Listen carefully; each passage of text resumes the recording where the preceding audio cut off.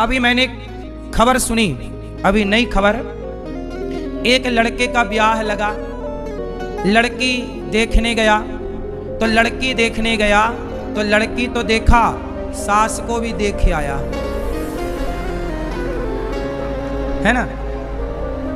और शादी 16 तारीख की निकली, आज की, आज 16 है, आज की शादी थी बेचारी की। लड़की तैयारी कर रही है मेरा ब्याह, लेकिन लड़की अपने पति के संग जाए उसके पहले लड़की के पति के संग लड़की की मां मतलब दामाद के संग सास भाग गई। ले, अपनी बेटी का ब्याह जिससे तय किया उस पर दिल आ गया। ये चल रहा है संसार में। बोलो हाँ। अब वो लड़की रो रही है, अब वो रोए किस बात के लिए? माँ भाग गई इस बात के लिए रोए कि मेरे पति पर मेरी माँ ने कब्जा कर लिया, इस बात के लिए रोए कि मेरा ब्याह नहीं होने दिया, इसके लिए रोए। वो लड़की बेचारी परेशान है, वो रोए किसके लिए? बोलो किसके लिए रोए? वो उसका क्या कसूर था? और सुनो, लड़की के लिए जो जेवर बनवाए वो लेके भाग गई। देखो सासों को क्या सूझ रहा है। सोचो, बेटी का ब्याह जिससे होना था उस लड़के के संग भाग गई, हद कर दी।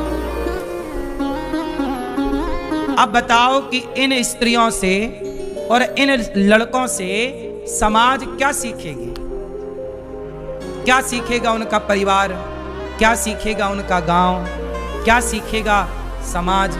इसलिए कोई भी कार्य करने के पहले ये सोचिए कि आप भले अपनी गली मोहल्ले में कोई काम करते हैं, पर वो काम का प्रभाव सारे समाज में, देश में पड़ता है। आज ये घटना जो सास अपने दामाद के संग भाग गई, ये घटना सबको पता चल गई, जबकि वो एक छोटे से गांव की घटना थी। आज के जमाने में थोड़ी कुछ छिपा है, सोशल मीडिया का जमाना है। आदमी 4 किलोमीटर नहीं पहुंच पाता, लाखों किलोमीटर उनकी बातें पहुंच जाती हैं। इसलिए बिना विचारे जो करे सो पाछे पछताएं और काम बिगाड़े आपनो, जग में होत हंसाएं। इससे क्या मैसेज मिला? अच्छा ये बताओ, उसकी लड़की की मां अपने दामाद के संग क्यों भाग गई? इस क्यों का उत्तर आप लोग दो। क्यों भाग गई? काय के लिए भागी? बोलो, काय के लिए भागी? क्यों भागी? क्योंकि वो महिला और वो लड़का दोनों धर्म को नहीं जानते थे। यदि धर्म को जानते तो वो लड़की की मां ये सोचती कि ये मेरी लड़की का होने वाला पति है, ये मेरे पुत्र के समान है। वो दामाद के संग नहीं भागी, वो अपने बेटे के संग भाग गई। दामाद क्या है? दामाद क्या है?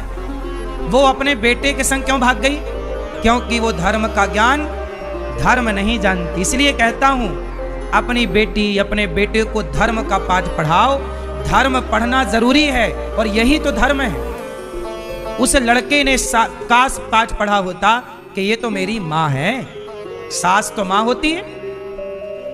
बोलो, अब इस मां बेटे के रिश्ते में जरा भी दोष आना पाप है कि नहीं?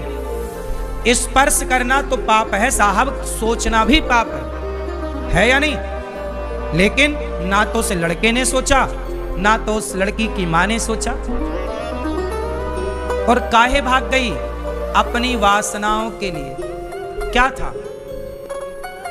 इस बुढ़ापे में भी उसकी वासनाएं पूरी नहीं हुई तो भाग गई जवान लड़के के संग। आजकल आदमी इतना वासनाओं में डूबा हुआ है।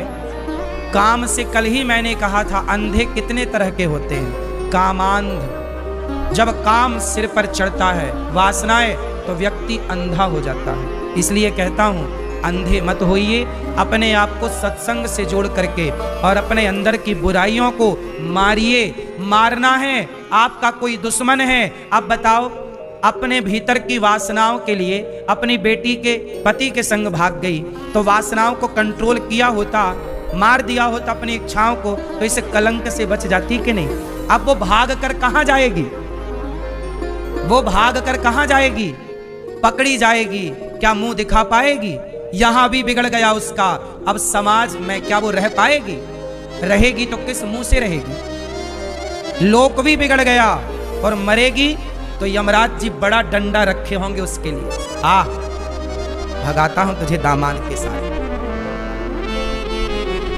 टिनपा पड़ेंगे उसके खोपड़ी पे, कोड़े पड़ेंगे, नाली का कीड़ा बनेगी कई जन्म, कर्म दंड तो भोगने पड़ेंगे। देखो पाप भी ना वही पाप करो जो पाप थोड़ा ठीक ठाक हो। पाप भी करो चलो, पर वो पाप करो यार जो माफ हो, जिनमें माफ की संभावना हो। वो पाप मत कर लेना जिन पाप में माफी की संभावना। पाप भी कई तरह के होते हैं, सामान्य पाप, महापाप, ये पाप अलग अलग तरह के होते हैं। चींटी मारना, हम रास्ते से जा रहे हैं, चींटी पांव के नीचे मर गई, गाड़ी के नीचे मेंढक मर गया, सांप मर गया, ये पाप है। पर ये पाप भी चलो ये पाप हमने मारना नहीं चाहा, चींटी मर गई, ये पाप माफ हो जाएंगे कि चलो तुम्हारी इच्छा नहीं थी पर पाप हो गया। हमने जानकर झूठ नहीं बोला पर झूठ भूल गया, चलो ये सब सामान्य पाप हैं, ठीक है। लेकिन ये पाप क्षमा ना होगा कि तुम अपनी जवान बेटी को छोड़कर, बच्चों को छोड़कर इस बुढ़ापे में तुम किसी के संग भाग जाओ। तुमने धोखा अपने बच्चों को दिया, तुमने धोखा अपने पति को दिया, वो पति को भी तो तुमने धोखा दे दिया, तुमने अपने बच्चों को धोखा दे दिया। अब तुम्हें कौन कौन माफ करेगा? इसलिए ये बड़ा पाप है, इसकी कोई माफी भी नहीं है, भोगना ही पड़ेगा। फिर यही लोग संसार में तरह तरह का कष्ट पाते हैं तो लोग कहते हैं कि देखो कितना कष्ट पा रहा, जरूर ये किसी जन्म का पाप था जो अक्षम्य पाप था, जिसे क्षमा नहीं किया जा सकता था, उसे भोगना पड़ रहा। कोई अंधा है, कोई लंगड़ा है, कोई बहरा है। आप लोग चप्पल पाँव में पहनकर चलते हो, कुछ लोग चप्पल हाथ में पहन के घिसटते हैं। क्या है ये? क्या लगता है तुम्हें? ये सब पाप का परिणाम है, भोगना सबको पड़ता है, बचे कौन है? इसलिए ये सब गलतियां इसलिए होती हैं, लोग धर्म को नहीं जानते, पर राम धर्म को जानते हैं। भैया भरत, मैं अपने पिता के वचनों का त्याग नहीं होने दूंगा। तुम बताओ भरत, मैं चलूं कि नहीं?